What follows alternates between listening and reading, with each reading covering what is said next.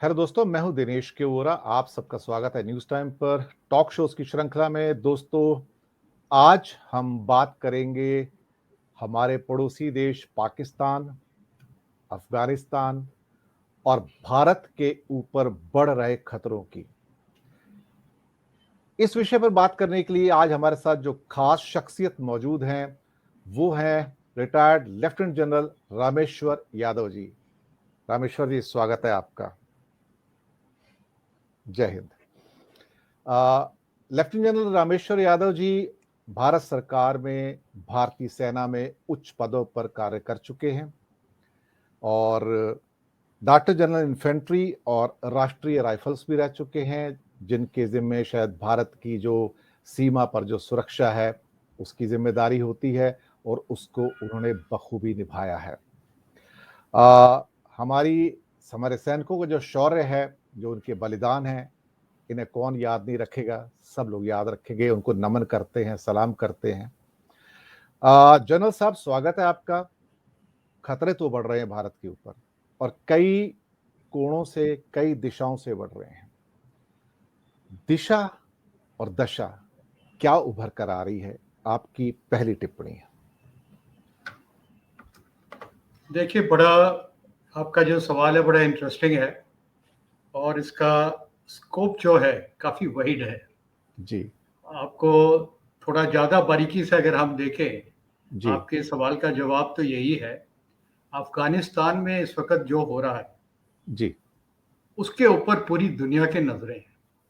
जी ये क्या है, ये कैसे हो रहा है और किस प्रकार से इसका असर पूरी दुनिया के ऊपर पड़ेगा, हर देश के ऊपर। जी देश वाक़ई छोटा है, 4 करोड़ आदमी हैं। हमारे इतना जितना बड़ा हमारा देश है, उसमें जब हम बात करते हैं 4 करोड़ लोगों की, तो बड़ा जी छोटा-सा देश दिखाई पड़ता है। जी लेकिन ख़ास तवज्जो हमको इस बात पे देनी पड़ेगी, अफ़गानिस्तान जो है, उसकी भौगोलिक स्थिति जो है, वो इतनी यूनिक है, जिसको हम बोलते हैं junction point of what you call it heart of Asia. जी ये जो टर्म है हार्ट ऑफ एशिया, पहले जितने भी स्ट्रेटेजिस्ट थे, वो इस्तेमाल करते थे। उसको आज की तारीख में हम बोलते हैं Central Asia and cusp of West Asia, जिसमें जी आपका ईरान आ रहा है, 5 जो सेंट्रल एशियन रिपब्लिक्स हैं, तजाकिस्तान, किर्गिस्तान, उज़्बेकिस्तान, ये सब आते हैं। ये पूरा जो इलाका है, ये सेंटर ऑफ एशिया इसको जी बोलते हैं। और इसके अंदर खनिज पदार्थ जो हैं, खास तौर तेल और गैस जो है, उसके भंडार बहुत ज़्यादा हैं। जी तो ये जितनी भी यहाँ पर जियोपॉलिटिक्स आज की तारीख में चल रही है, वो सब इस मिनरल वेल्थ के ऊपर है। और इसकी अगर आप हिस्ट्री पीछे की तरह आप देखें, तो ये हिस्ट्री जब 20वीं सदी स्टार्ट हुई थी, that was the cusp of 19th and 20th century. जी उस वक़्त oil and gas, West Asia जिसको आप मिडल ईस्ट भी बोलते हैं, और जी सेंट्रल एशिया, इन इलाकों में उसकी खोज हुई।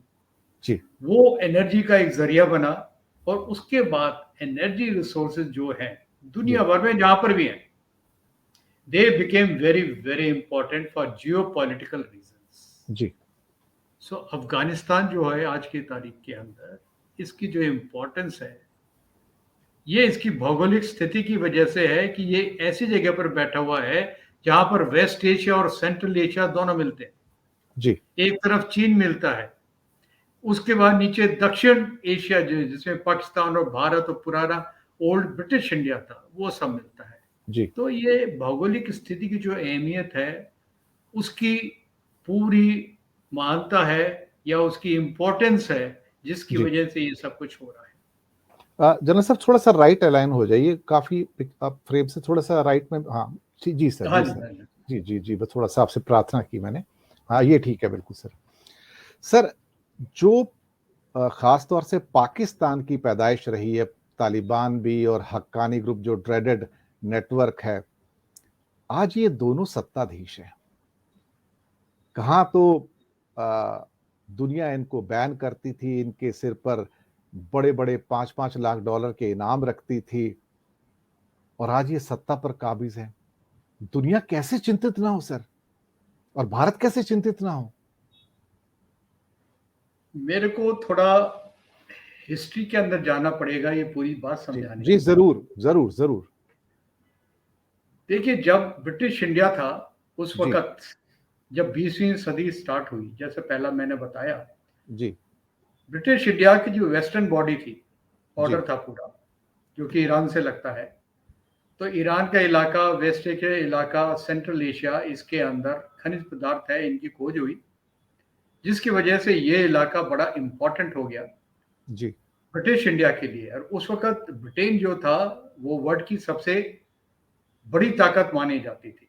जी, बताते थे कि British Empire, the sun never sets in British Empire. जी, लेकिन उस वक़्त सेकेंड वर्ल्ड वॉर के बाद जब ब्रिटिश को ये ज़ाहिर हो गया कि उनको ये इलाका छोड़ना पड़ेगा और उनको जी, वापस जाना पड़ेगा अपने देश, और भारत जी, को स्वतंत्रता देनी पड़ेगी। जी, उस वक़्त उन्होंने ये विचार आया कि इस इलाके को अगर उनकी प्रेज़ेंस चाहिए, स्ट्रेटेजिक प्रेज़ेंस चाहिए, तो इस इलाके में हमारा कुछ ना कुछ होना चाहिए। जी, उस वजह से अफ़गानिस्तान और आज की तारीख में जो पाकिस्तान है, ये जो इलाका है western periphery of British India, that became important. जी, तो उन्होंने एक स्कीम बनाई। उस स्कीम के अंदर एक छोटा-सा देश उन्होंने बनाने की प्लानिंग करी, जिसको आप आसानी से मैनिपुलेट कर सकें। क्योंकि वो छोटा देश होगा, इकोनॉमिकली वीक रहेगा, तो इस वजह से वो उनके कंट्रोल में रहेगा, और जब वो देश उनके कंट्रोल में रहेगा, तो उनकी स्ट्रेटेजिक प्रेज़ेंस है जो है, वो उसको यकीन कर पाएँगे। तो उसका जनरल इस साहब प्रकार की जी, प्लानिंग करते हुए उन्होंने पाकिस्तान बनाया, जी, जी, एक धर्म के नाम पर। और ये जो छोटा-सा देश है, अब जब भी आप देश की बात करते हैं, there is a theory of nation states. जी, जी, नेशन स्टेट वो बनता है जिसके अंदर अपनी आपकी कल्चर है, आपकी लैंग्वेज है, economically you are self sustaining, जी, करेक्ट? जैसे यूके है, फ्रांस है, ये दीज़ आर नेशन स्टेट्स। इस तरह हिंदुस्तान एक नेशन स्टेट था, जिसकी बाउंड्रीज़ थी, चारों तरफ सुरक्षित थी। उत्तर में हिमालय था, ईस्ट में पटकाई रेंजेस होती थी, साउथ के अंदर हिंद महासागर होता था, तो इंडियन नेशनैलिटी थी। इस इंडियन नेशनैलिटी में एक सब नेशनैलिटी क्रिएट करी गई, जिसको आज की तारीख में हम जानते हैं पाकिस्तान। जी, और विद इन पाकिस्तान सब नेशनैलिटीज़ हैं, सिंधीज़ हैं, पंजाबीज़ हैं, बलूचीज़ हैं, जो टोटली एथनिकली, कल्चरली डिफरेंट है। तो ऐसे जी, देश की जो पॉलिटिकल स्टेबिलिटी है, वो जी, बड़ी मुश्किल है। जी, और जिसकी वजह से पाकिस्तान ने कुछ ऐसी पॉलिसीज़ बनाई हैं, जिसकी वजह से ये इनकी जो ताकत है, इनकी ताकत बाहर से आती है, इनकी इंटरनल सिनर्जी से नहीं आती है। जी, और पाकिस्तान की जो ज्योग्राफी है, वो जी, बहुत ही यूनिक है। इस ज्योग्राफी की रिक्वायरमेंट चाइना को है। आपने देखा जी, चाइना पाक जी, इकोनॉमिक कॉरिडोर है। जी, जी, इसकी रिक्वायरमेंट यूएस को है, क्योंकि 20 साल वो अफ़गानिस्तान में बैठे रहे। उनकी कंप्लीट लॉजिस्टिक्स जितने भी थी, जिनके लॉजिस्टिक बेसेस थे, जो एंट्री पॉइंट था, वो पूरा पाकिस्तान की तरफ से था। जी, बिल्कुल, बिल्कुल। और आगे चल के हम और बात करेंगे, रशिया है और बाकी टर्की है, ईरान है, जी, इंडिया है, सबका इंटरेस्ट है इस ज्योग्राफी के अंदर। और इस बिल्कुल। ज्योग्राफी की जो अहमियत है, वो अहमियत आगे आने वक़्त में भी कम नहीं होगी, वो उतनी ही रहेगी, शायद और भी ज़्यादा बढ़ जाए। It all depends how the geopolitical priorities they change in this sector.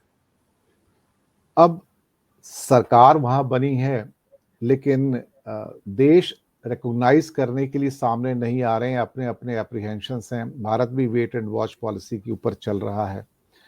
बहुत सारे लोगों ने कहा कि बल्कि कई ऐसे एक्सपर्ट्स हैं कि अमेरिका का जाना इन घटनाओं को जन्म दे गया एक्चुअली। लेकिन अमेरिका कब तक रहता है अल्टीमेटली? आप कब तक उसको दोष देते हो? 20 साल तो था, अपने हज़ारों जवान उसने गँवा दिए, साथ में अथाह पैसा उसने यहाँ पर लगा दिया। कब तक जी जनरल साहब, अपनी बात आप पूरी कीजिए। देखिए, अमेरिका के बारे में लोग कई-कई बातें कर रहे हैं कि ऑल ऑफ अ सडन ये निकल गए, जिसकी वजह से ये जो प्रॉब्लम है, ये प्रॉब्लम आ रही है। ये ऐसी बात नहीं है। अमेरिका यहाँ 20 साल से था, जी, और अभी से 3-4 साल पहले मीन्स ट्रम्प साहब से भी पहले जी, प्रेसिडेंट ओबामा के टाइम में ये फैसला हो गया था कि अमेरिका जी, भी यहाँ से वापस आएगा। जी, और प्रेसिडेंट ट्रम्प के टाइम पर अमेरिका ने जो डेट डाली थी वो मई 2021 डाली थी। जी, लेकिन जब नए प्रेसिडेंट आए, उन्होंने इस डेट को, इसकी स्थिति को देखते हुए और थोड़ा सा आगे बढ़ा दिया कि जी, 9/11 से पहले पहले हम लोग निकल जाएंगे। दैट जी, is target was end of अगस्त, और एंड ऑफ अगस्त में वहां से निकल गए हैं। जी, और जिस तरीके से वो निकले हैं, शायद किसी भी वक्त अमेरिका वापस जाता तो ऐसे ही क्योस इस कंट्री के अंदर होना था। जी, वजह ये है कि अफगानिस्तान जो देश है, उसके अंदर जो एथनिक कम्युनिटीज हैं 7-8, और उनके जो वॉर लॉर्ड्स हैं, उनका जो अपना अपना इलाका है, अपनी अपनी प्रभुत्व है। तो इसलिए बड़े इंडिपेंडेंट माइंडेड लोग हैं ये लोग। और जी, इनकी हिस्ट्री आप देख लीजिए, हमेशा से आपस में ये लड़ाई बड़ाई करते रहे। कभी भी ये देश यूनाइट नहीं रहा है किसी भी वक्त। हमेशा कुछ ना कुछ इस आपस के अंदर लड़ाई झगड़े छोटी छोटी बात के ऊपर इनके होते रहते हैं।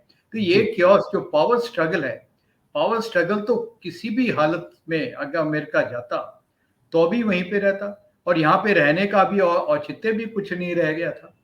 रीजन उसका एक और है कि अभी जो अमेरिका की जियोपॉलिटिकल प्रायोरिटीज है, जी, वो प्रायोरिटीज थोड़ी शिफ्ट हो गई है। और जी, ये उनका अभी फोकस जो है वो इंडो पैसिफिक के ऊपर है। जी, वो चाहते हैं चाइना को इकोनॉमिकली कंटेन करें।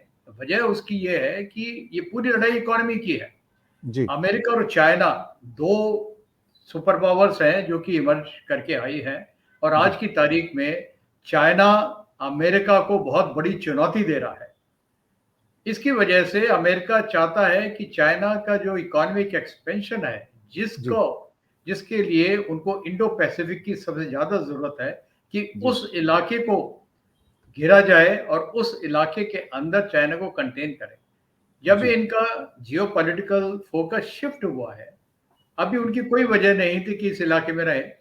उसकी एक वजह और थी, अमेरिकन यहाँ पे थे सो दैट ये मिनरल वेल्थ जो है सेंट्रल एशियन रिपब्लिक की है और वेस्ट एशिया की है, वहाँ पर ये बैठे और इस बात को यकीन करे रशिया दोबारा से इस एरिया में ना आ जाए, अपनी डोमिनेंस ना कर ले। लेकिन इस वक्त अमेरिका की अपना ऑयल एंड गैस की जो प्रोडक्शन है काफ़ी ज़्यादा है। कुछ मीन्स वो थोड़ा आज की तारीख में वो एक्सपोर्ट भी करते हैं। तो जी, उनकी requirement for energy resources in West Asia and Central Asia जो है वो काफ़ी कम हो गई है। जी, जिसकी वजह से now they can take going for a second option, and they shift out their political base as of now. जिसकी वजह से ये है, they used to call it pivot, Asia is a pivot of East. Now जी। Pivot of East is gradually coming into fore, और Indo Pacific इसके अंदर बड़ा इंपॉर्टेंट इलाका इनकी स्ट्रेटजी के अंदर आ गया। जनरल साहब, एक चीज और बहुत तेजी से उभर कर आ रही है। एक बात तो क्लियर हो गई कि दुनिया में अब दो पावर सेंटर हैं, एक अमेरिका है और एक चाइना है। रशिया फिलहाल उस धुरी में से बाहर होता हुआ नजर आ रहा है। दूसरी बात, अमेरिका और यूरोपियन यूनियन दोनों ट्रेड के मामले में एक डिफरेंट ट्रेजेक्टरी पर चल रहे हैं। सामरिक दृष्टि से, स्ट्रेटेजिक दृष्टि से जो बातें वो कर रहे हैं चाइना को आइसोलेट करने की, अगर पिछले 6 महीने से लेके 1 साल के ट्रेड फिगर्स को देखें तो उनका ट्रेड चाइना के साथ ज्यादा मजबूत हुआ है, ट्रेड बढ़ा है। और अमेरिका कभी भी या यूरोपियन यूनियन कभी भी अपने व्यापारियों के ऊपर ये प्रतिबंध नहीं लगाते हैं कि वो चाइना से माल ना खरीदें। एक पिक्चर ये इमर्ज होती है कि वो कहते हैं चाइना को आइसोलेट करना है, और दूसरी पिक्चर ये इमर्ज हो रही है कि उनका जो ट्रेड है वो चाइना के साथ बढ़ रहा है। ये एक पैराडॉक्सिकल पिक्चर है सर। ये पिक्चर जो है बिल्कुल एक दूसरे के विरोधी है, कि जो वो कह रहे हैं और जो कर रहे हैं उसके अंदर एक बड़ा विरोधाभास है। इसके ऊपर आपकी टिप्पणी। बहुत ही इंटरेस्टिंग आपने सवाल किया है, और मैं आपसे पूरा एग्री करता हूँ। ये जितने यूरोपियन कंट्रीज हैं और अमेरिका है, इनके जो इकोनॉमिक इंटरेस्ट हैं उनमें थोड़ा सा फर्क है आज की तारीख के अंदर। और अगर आप देखें, जब नए प्रेसिडेंट अमेरिका में आए थे जो बाइडेन, उसके एक हफ्ते पहले चाइना और यूरोपियन यूनियन के जो कंट्रीज हैं, इनके बीच के अंदर एक करार हुआ है। उस करार में एक बड़ी इंटरेस्टिंग चीज देखने में आई है।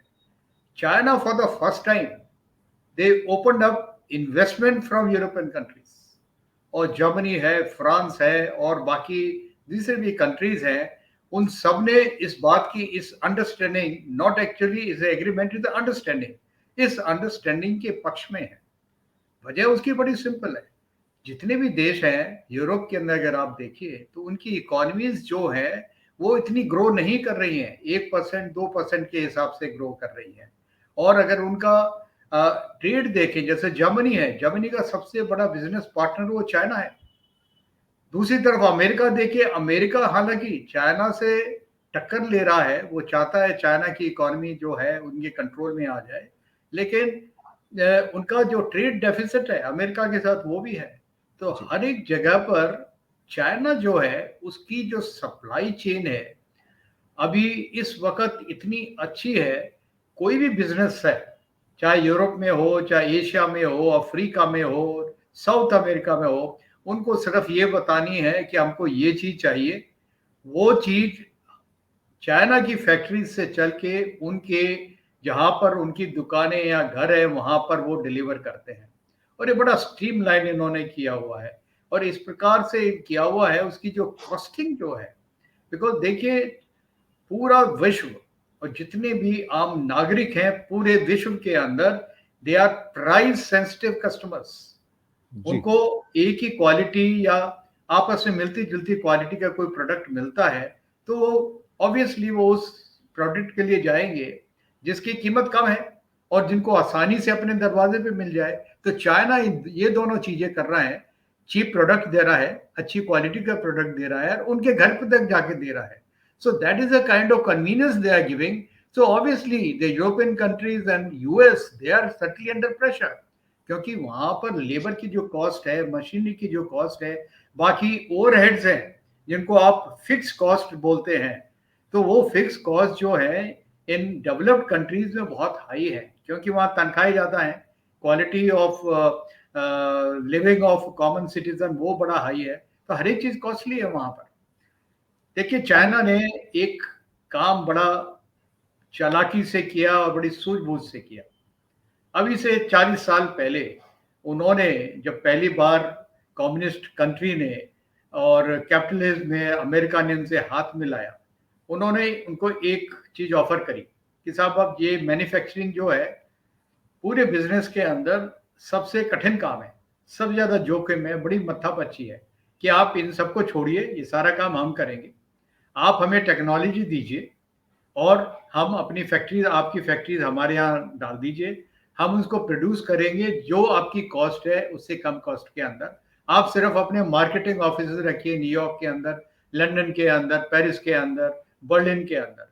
सिर्फ आप हमको बताइए कि आपका प्रोडक्शन है, कितना सामान बनना है और कहाँ पर भेजना है, बाकी मुनाफा आप लीजिए। तो धीरे धीरे करके पिछले 40-45 साल के अंदर उन्होंने पूरी मैन्युफैक्चरिंग जो है अपने कंट्रोल में कर ली है। जो भी टेक्नोलॉजी थी यूरोपियन कंट्रीज की और अमेरिका की एडवांस टेक्नोलॉजीज, धीरे धीरे करके उसको अपना लिया या कई जगह पर उन्होंने चोरी भी कर ली। अभी नाउ उन्हीं प्रोडक्ट्स को वो बहुत अच्छे तरीके से कम दाम पर बनाते हैं, दुनिया में सप्लाई करते हैं, जिसकी वजह से यूरोपियन कंट्रीज का और अमेरिका का जितना भी बिजनेस है उस पर बड़ा असर पड़ रहा है। तो ये बिल्कुल सही कहा। चीज है। और इस सवाल के पहले हिस्से में दोबारा जाके मैं एक बार बोलूंगा, सभी कंट्रीज चाहे राजनीतिक तौर पर हो या इकोनॉमिक फील्ड में है, कई लेवल, मल्टीपल लेवल के ऊपर काम करते हैं और फिर उसके बाद बताते हैं कि what ever is a nation interest will follow that policy. तो यूरोप और अमेरिका के बीच में जो थोड़ी जो घनिष्ठता थी, खासतौर व्यापार के मामले में और उनके मार्केट्स के मामले में, उसमें काफी अंतर आ गया है आज की तारीख में। और यूरोप नहीं चाहता है कि अमेरिका उनको डिक्टेट करे, उनको क्या करना है क्या नहीं करना है, किससे व्यापार करना है। तो इस प्रकार की परिस्थिति है, ये बड़ी इंटरेस्टिंग परिस्थिति है। जनरल साहब, एक बात तो पक्की है कि दुकान तो एक ही है दुनिया में और सबको वहीं जाना है। अभी 28% ट्रेड है चाइना के पास और नेक्स्ट टारगेट ये है कि 2050 तक वर्ल्ड ट्रेड का 42% हथियाना चाहता है मैन्युफैक्चरिंग का सारा जो हिस्सा है चाइना। एक बहुत बड़ा मुद्दा जो अफगानिस्तान से निकलता है और चाइना के बहुत क्लोज रिलेशन में है वो है रेयर अर्थ। अब ये रेयर अर्थ जो है चाइना में अफगानिस्तान में भरपूर मात्रा में अवेलेबल है, जिसके ऊपर चाइना की नजर है। पहले ऑलमोस्ट 90% मोनोपोली थी, अब करीब करीब 65 to 70% मोनोपोली है रेयर अर्थ में। समस्या ये है कि रेयर अर्थ की फैक्ट्री चाइना में है रिफाइन करने की, और उसके अलावा अमेरिका में भारी मात्रा में वो रेयर अर्थ मिलता है, लेकिन अमेरिका खुद रिफाइन नहीं करता है क्योंकि कॉस्ट बहुत हाई है, और वहां से चाइना भेजता है अंडर लाइसेंस, और वहां से बन के वापस जाता है। ऐसे ही वो लिथियम जो बैटरीज हैं जिसका 90% कब्जा उसके पास है, उसको भी अपनाना चाहता है।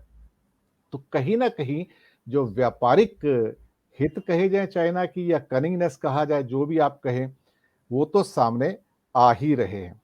एक मुद्दा बड़ा इंपॉर्टेंट आज की डेट में उठ रहा है, मुझे लगता है वो बहुत बड़ा ट्रिगर पॉइंट है। भारत भी उसमें एक बहुत बड़ा इस टाइम पार्ट प्ले कर रहा है, और वो है ताइवान का, साउथ चाइना सी का। It's a trigger point. ये एक ऐसे बारूद है जहां पर शायद एक दिया सलाई गिर जाए तो ये बारूद का ढेर कब एक नए युद्ध में बदल जाए पता नहीं है। और उसका भी कारण सिर्फ एक है, सेमीकंडक्टर चिप्स। इस समय चाइना के पास 20% सप्लाई है, ताइवान के पास 63% सप्लाई है दुनिया की। और अब वो वहां से, क्योंकि हांगकांग की तरह कभी भी चाइना जो है एक तरह से इस टाइम हड़पने के चक्कर में है ताइवान को, और ताइवान का एसेट सेमीकंडक्टर चिप्स है, उसी के लिए सारी जंग हो रही है। ट्रिगर पॉइंट है। लेकिन भारत के उत्तर में भी हालात अच्छे नहीं हैं सर। आईएस खोरासान भी एक्टिव है, अलकायदा के दोबारा एक्टिव होने के चांस हैं। कश्मीर के ऊपर जो प्रतिकूल असर होने जा रहा है, ये भी एक ट्रिगर पॉइंट है इस टाइम। उसको भारत कैसे निपटेगा, क्योंकि कहीं ना कहीं जो इस किस्म की जो रिलीजियस शक्तियां हैं जो निकल कर आ रही हैं अफगानिस्तान से, ये भारत के लिए छोटा खतरा नहीं है। इससे निपटना इतना जनरल साहब आसान नहीं होगा, और ये खतरे सिर चढ़कर बोल रहे हैं इस समय। इस पर आपकी टिप्पणी। देखिए, आपने 3 मुद्दे उठाए हैं। पहला मुद्दा है कि रेयर अर्थ जो खनिज पदार्थ हैं अफ़गानिस्तान में, उसके लिए क्या मीन्स चाइना इज़ इंटरेस्टेड, बाकी कंट्रीज़ भी इंटरेस्टेड है, we are also interested in that. तो वो that is something which is a niche area as far Afghanistan is concerned. दूसरा आपने मुद्दा उठाया ताइवान का। तो ठीक है, ताइवान है जिसका इंटरेस्ट मीन्स अमेरिका को भी है, वो उसको काफ़ी सपोर्ट भी कर रहा है, हथियार बारूद और उनको इकोनॉमिक सहायता भी काफ़ी करता है, और ये भी बयान देता है कि अगर ताइवान के ऊपर चाइना ने कुछ किया तो हम उनके साथ में कंधे से कंधा लगा के बैठे हुए हैं, और इस जंग के अंदर अमेरिका बड़ा एक्टिवली भाग लेगा। और तीसरा मुद्दा आपने उठाया कि अफगानिस्तान की जो स्थिति है उससे इंडियन सिक्योरिटी के ऊपर क्या फर्क पड़ता है। तो मैं पहला मुद्दा लेता हूं, अफगानिस्तान में रेयर अर्थ जो है उसमें खासतौर लिथियम जो है, जी लिथियम की इंपॉर्टेंस उतनी ही बढ़ती जा रही है जितना कि ऑयल एंड गैस की थी जबकि 20th सेंचुरी शुरू हुई थी। जी ये एनर्जी का फ्यूचर सोर्स है। देखिए, आपने सुना होगा कि जितने भी वाहन अभी आ रहे हैं, गाड़ियां आ रही हैं, उनकी इलेक्ट्रिफिकेशन कर रही है, तो उसके अंदर सबसे जो इम्पोर्टेंट जो चीज़ है बैटरीज होती हैं जिसमें लिथियम का इस्तेमाल है। तो lithium is going to be a strategic mineral in times to come, क्योंकि इसकी स्ट्रेटेजिक वैल्यू है, इसलिए चाइना और सभी कंट्रीज जहां पर भी लिथियम मिलता है उसके ऊपर वो हावी होना चाहते हैं और उन रिसोर्सेज को अपने कब्जे में लेना चाहते हैं। इसके लिए मेरी अपनी धारणा है, इंडिया ऐसा कंट्री है जो भी चीज उनको चाहिए होती है जिसके पास भी है, हम उसको पैसा देते हैं नगद और उससे सामान खरीद लेते हैं। कभी वो सामान कॉस्टली भी आता है, कभी सस्ता भी आता है, depending on demand supply situation के ऊपर। जी आज की तारीख के अंदर लिथियम की जो डिमांड सप्लाई का जो ग्राफ अगर आप देखें तो सप्लाई कम है, डिमांड ज्यादा है। जी लेकिन जब भी बताते हैं कि जैसे-जैसे ज़्यादा आविष्कार होंगे, ज़्यादा भंडार मिलेंगे, ये चीज़ भी पीटर्ड आउट हो जाएगी। अगर नहीं भी होगी, तो हम इस स्थिति के अंदर है कि हम इस चीज को खरीद सकें। तो उसमें जी। हमारा चाइना अफगानिस्तान के अंदर ले लेंगे, उससे हमारे ऊपर इतना कोई खास असर नहीं होगा। रीजन बीइंग, चाइना अगर रेयर अर्थ को अफगानिस्तान से निकालता है तो वो बेचने के लिए निकालेगा, चाहे रॉ मटेरियल या फिनिश्ड प्रोडक्ट। सो हमारे अंदर आज की तारीख में इतनी काबिलियत है कि हम उस प्रोडक्ट को खरीद सकें। तो हमारी ट्रेड इक्वेशन जो है चाइना के साथ, डिस्पाइट जो भी हमारे बॉर्डर पे नॉर्दर्न लद्दाख में हो रहा है, फिर भी हमारी ट्रेड इक्वेशन काफी ठीक है। हालांकि हमने बीच में एक बार छोटा झटका दिया था, ट्राइंग टू टेल देम कि there we have a capability to impact on your economy. लेकिन भारत और चाइना का जो ट्रेड है करीब $80 बिलियन का है, जो चाइना के हिसाब से कोई खास ज्यादा नहीं है। उनका ट्रेड है 500-600 बिलियन डॉलर यूएस वगैरह के साथ है, उसके कंपैरिजन बड़ा कम है।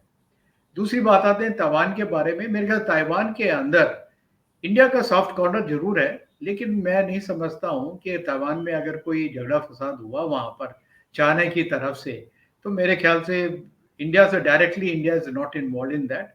और क्योंकि हम नॉन अलाइंड कंट्री हैं, हम अपने फैसले अपने आप लेते हैं। हम किसी के साथ स्ट्रेटजिक कोई अदर देन स्ट्रेटजिक अलायंस के, हम मिलिट्री अलायंस शायद ना करें इस मामले के लिए अंदर। वो बताते हैं ना, बेगानी शादी में अब्दुल्ला दीवाना, वो हालत मेरे ख्याल से नहीं आएगी। ये चीज अभी आपने देखा है, क्वाड के अंदर भी देखा हुआ है। और वैसे भी जिसकी वजह इंडिया से को, वैसे भी जनरल साहब, हाँ, इंडिया को ऑकस में नहीं लिया गया है, और हाँ, क्वाड जो ऑकस है में नहीं नॉन लिया है। मिलिट्री हाँ, अलायंस है, उसमें रखा गया है। हाँ, वो एक टोटली डिफरेंट चीज है। अमेरिका, ऑस्ट्रेलिया एंड ब्रिटेन, ये खाली एक ही एथनिक ग्रुप है जिनका है बड़ा क्लोज, इनकी सिनर्जी है।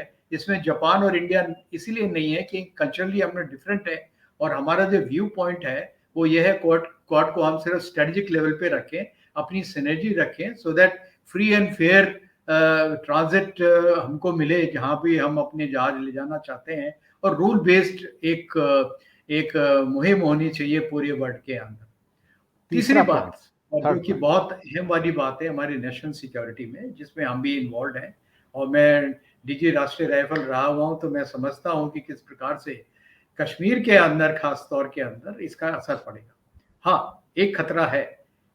जैसे जब पिछली बार सोवियत यूनियन अफगानिस्तान में था, 1989 में वो वापस गए, तो उस वक्त पाकिस्तान ने वो तालिबान जो खाली हो गए थे उनको कश्मीर के अंदर घुसा दिया था। उसके अंदर काफी प्रॉब्लम थी उस वक्त, और इंसर्जेंसी काफी पीक पे थी।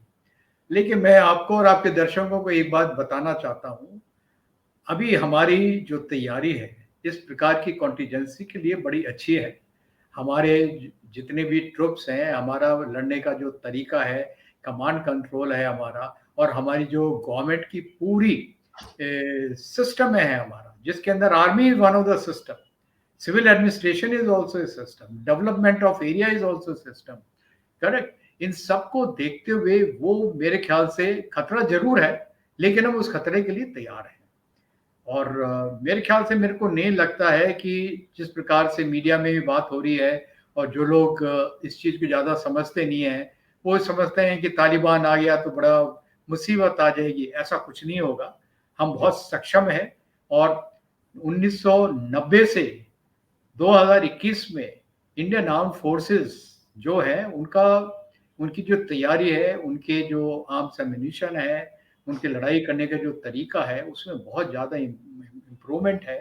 और हम किसी प्रकार के सुरक्षा के लिए जो भी चैलेंज है उसको झेलने के लिए और उसको अच्छी तरह से लड़ने के लिए हम तैयार हैं। और मैं आपको एक और बात बता देता हूं, Indian arm forces starting from 1947 अभी तक, छोड़ के 1962 में, जिसमें हमको शायद थोड़ा सा मुंह की खानी पड़ी, पाकिस्तान के अगेंस्ट खास तौर पर हमेशा हमने हमने लड़ाई जीती है। हमने लड़ाई हारी नहीं है, और बहुत अच्छे तरीके से जीती है। और 1971 के अंदर more than 93,000 prisoner of war हमने पकड़े, और साथ के साथ एक नया देश बनाया। ये बहुत बड़ी उपलब्धि है आर्म फोर्सेस के लिए, और हमारा मोरल बहुत हाई है। हमारे जो आर्म्स एम्युनिशन है, हमारे जो ट्रेनिंग के तरीके हैं, बड़े अच्छे हैं। तो देशवासियों को कोई भी किसी प्रकार की फिक्र नहीं करनी चाहिए। हम बहुत सक्षम है आज की तारीख में। अगर कोई किसी प्रकार के अफगानिस्तान की तरफ से किस प्रकार की कोई पाकिस्तान के थ्रू मिलिटेंसी का कोई अगर असर ज़्यादा पड़ेगा, we'll be able to handle it very effectively, not to worry at all. बिल्कुल आपने सही कहा कि भारत की सेना बिल्कुल प्रोफेशनल है, वेल ट्रेन्ड है और ख़ास तौर से इस किस्म की जो मिलिटेंसी है या नॉन स्टेट एक्टर्स जो घटनाएँ घटित करते हैं, उनका सामना करने में पूरी तरह से सक्षम है और ख़ास तौर से उनकी क्षमता के बारे में तो कभी किसी के मन में कोई भी संदेह नहीं रहा है। तो इसलिए हमारा तो हमेशा से भारतीय सेना को हमेशा से एक तरह से सलाम रहा है कि उनकी प्रोफ़ेशनलिज़्म को भी, उनकी बहादुरी को भी, उनके त्याग को भी और सिर्फ़ आज़ादी के बाद नहीं, आज़ादी से पहले भी बड़ा गौरवशाली इतिहास रहा है। वर्ल्ड वॉर 2 में और वर्ल्ड वॉर 1 के अंदर भी भारतीय सैनिकों ने कभी पीछे मुड़कर नहीं देखा है, हमेशा आगे जाके आक्रमण किया है, भले ही वो शहीद हो जाएँ, जान गँवानी पड़ जाए। आपको अ, एक बात और बताना चाहता हूँ, जी जनरल साहब। अभी जो हमारा पॉलिटिकल लीडरशिप है, वो बड़ी इफेक्टिव एंड वेरी डिसाइसिव। उसके अंदर कोई सख्त अगर फैसला लेना है, तो उसके अंदर कोई हेजिटेशन नहीं है। करेक्ट?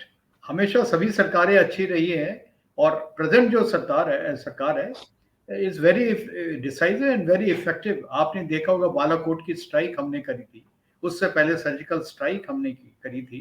तो हमने ये कन्वे कर दिया है पाकिस्तान को कि देखिए, अगर आप हमारे तरफ कोई इस प्रकार की कार्रवाई करेंगे जो हमारे देश के हित में नहीं है, तो हम हमारी इतनी कैपेबिलिटी है, हम आपको दो टूक जवाब दे सकते हैं। ये सिंबॉलिक है। साथ के साथ आज की तारीख के अंदर मिलिट्री डिप्लोमेसी जो है, जो हमारी एक्सरसाइजेज हो रही हैं पूरे दूसरे देशों में, कम से कम 20-30 कंट्रीज के साथ आर्मी, नेवी, एयरफोर्स तीनों के हम एक्सरसाइजेज करते हैं। वो एक संदेश हम भेजते हैं कि किस प्रकार की हमारी काबिलियत है और किस प्रकार की हमारा हुनर है और कितनी हमारी स्ट्रेटेजिक अलायंस है पूरे विश्व के अंदर। ये एक प्रकार से एक सिग्नल है for our military to convey our military capabilities and synergy with our like-minded countries. बिल्कुल आपने सही कहा और भारत बिल्कुल किसी भी स्थिति का सामना करने के लिए तैयार है। लाल बहादुर शास्त्री जी के लीडरशिप में हमने 1965 की लड़ाई भी जीती, 71 में इंदिरा गांधी जी थी जब खासतौर से जनरल साहब ने वर्णन किया अभी कि किस ढंग से बांग्लादेश एक नया राष्ट्र बनता है वहाँ पर और 93,000 ने वहाँ पर समर्पण किया था पाकिस्तान फोर्सेस ने, ये तो एक इतिहास है। और अभी भी कारगिल के अंदर भी हमने बिफिटिंग रिप्लाई दिया था और अभी भी जो घटनाएं घट रही हैं उसका भी रिप्लाई दिया जा रहा है और आगे भी दिया जाता रहेगा। दर्शक मित्रों, इन्हीं शब्दों के साथ हम लेंगे विराम और हम शुक्रिया अदा करेंगे हमारे मेहमान लेफ्टिनेंट जनरल रामेश्वर यादव जी का कि उन्होंने अपना कीमती समय निकाला, हमारे शो में जुड़े और लोगों से जो उन्होंने बातचीत की बड़ी बेबाकी से और बहुत क्लैरिटी के साथ लोगों को समझ आया होगा कि क्या-क्या सिचुएशन इस टाइम दुनिया में इमर्ज हो रही है, खास तौर से भारत के कॉन्टेक्स्ट में। जनरल साहब आपका बहुत-बहुत शुक्रिया और फिर जल्दी मिलते हैं दर्शकों, नए मुद्दे के साथ, नए मेहमान के साथ इंतज़ार कीजिएगा इसी शो के अंदर। शुक्रिया आपका बहुत-बहुत। जय हिंद। जय हिंद।